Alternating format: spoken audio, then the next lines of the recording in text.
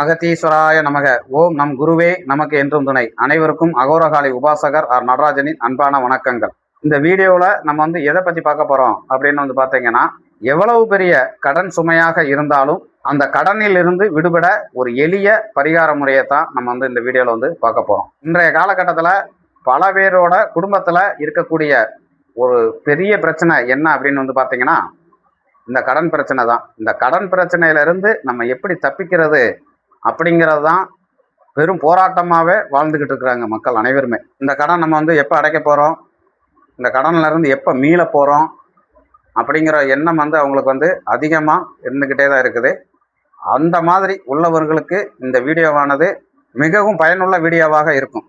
இந்த கடன் எப்படி உருவாகுது அப்படின்னு பார்த்தோம்னா, கண்டிப்பாக ஒரு தொழில் நம்ம செய்கிறோம் அப்படின்னு பார்த்தீங்கன்னா, அந்த தொழிலுக்காக கடன் வாங்குவோம்.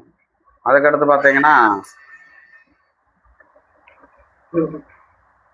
பார்த்தீங்கன்னா குழந்தைகள் படிப்புக்காக கடன் வாங்கியிருப்போம்.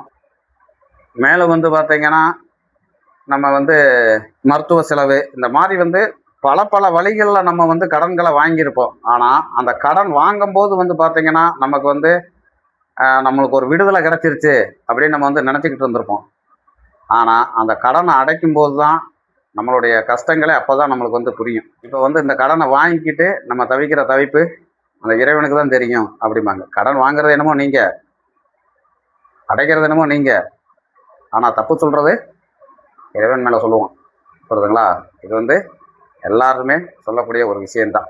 இந்த கடன் சுமையை குறைக்கிறதுக்கு ரொம்ப எளிமையான பரிகாரம் தான். எல்லாருமே நம்ம வீட்டில் சுலபமாக நம்ம செஞ்சுக்கலாம். இந்த பரிகாரம் செய்கிறதுக்கு என்ன தேவை அப்படின்னு பார்த்தீங்கன்னா, ஒரு கைப்பிடி அளவு உப்பு, கல் உப்பு. எப்பயுமே தாந்திரிகத்துக்கு மாந்திரிகத்துக்கு அனைத்துக்குமே பயன்படக்கூடியது கல் உப்பு மட்டும்தான்.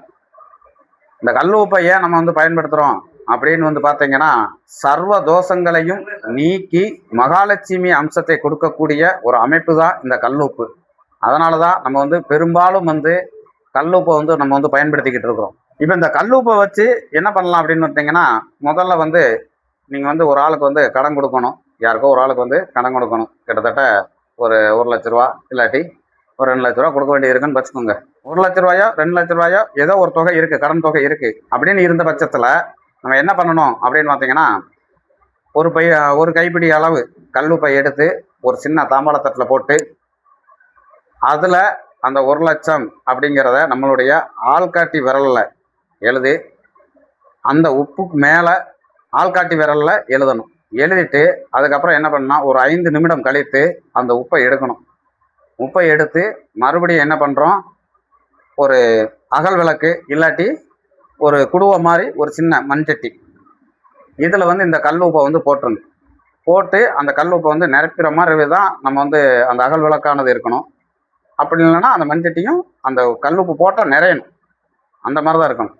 அந்த மாதிரி வச்சு அதில் நீங்கள் நிறச்சி வச்சுட்டு அதுக்கு மேலே ஒரு முகமுறியாத மஞ்சள், மனம் முறிஞ்சிக்கக்கூடாது, மனம் முறியாத மஞ்சள், இந்த மனம் முறியாத மஞ்சளை வச்சு நீங்கள் உங்களுக்கு பிடித்த தெய்வத்துக்கிட்ட மனசார வேண்டி, அதாவது இன்னாருக்கு நான் இவ்வளோ கடன் தொகை கொடுக்க வேண்டியது இருக்குது, அந்த தொகையானது கொஞ்சம் கொஞ்சமாக கம்மியாகணும், அந்த கடனில் இருந்து நான் விடுபடணும் அப்படின்னு மனசார வேண்டி உங்கள் பூஜை ரூமில் இருக்கிற மகாலட்சுமி ஃபோட்டோவுக்கு முன்னாடி இந்த கல்லுப்பை கொண்டு போய் வச்சுருங்க.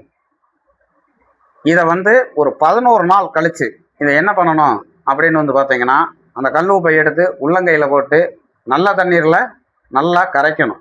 கரைச்சி விட்டீங்க அப்படின்னால உங்களுடைய கடன் சுமைகள் கொஞ்சம் கொஞ்சமாக கரைஞ்சிக்கிட்டே இருக்கும். இந்த கரைச்சி வச்ச தண்ணியை என்ன பண்ணலாம் அப்படின்னு பார்த்தீங்கன்னா, ஓடுற தண்ணியில் விடலாம். அப்படி இல்லை அப்படின்னா நீங்கள் பூச்செடிகள் எதுவும் வச்சுருந்தீங்கன்னா அந்த மாதிரி இடத்துல விடலாம். அசுத்தமான தண்ணிகளில் கண்டிப்பாக விடக்கூடாது.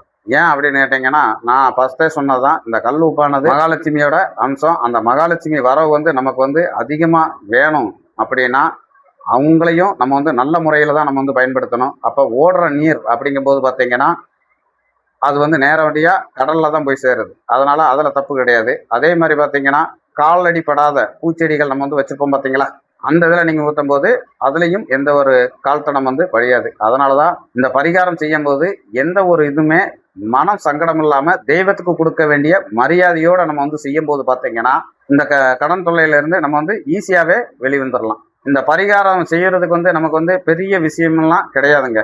சரிங்களா? ஒரு கைப்பிடி உப்பு, ஒரு அகல் விளக்கு மட்டும்தான். இவ்வளவுதாங்க. இது இருந்தாலே நம்ம வந்து எவ்வளவு பெரிய கடனா இருந்தாலும் நம்ம வந்து வெளிவந்துடலாம். சரிங்களா? இந்த பரிகாரத்தோட சேர்ந்து உண்மையான கடின உழைப்பும் கண்டிப்பாக வேண்டும். இது ரெண்டும் இணைந்தால் மட்டும்தான் இந்த கடன் தொல்லையிலிருந்து விடுபட முடியும். என்றும் அகத்தியர் அருள் அனைவருக்கும் கிடைக்கட்டும். வாழ்க வளமுடன்.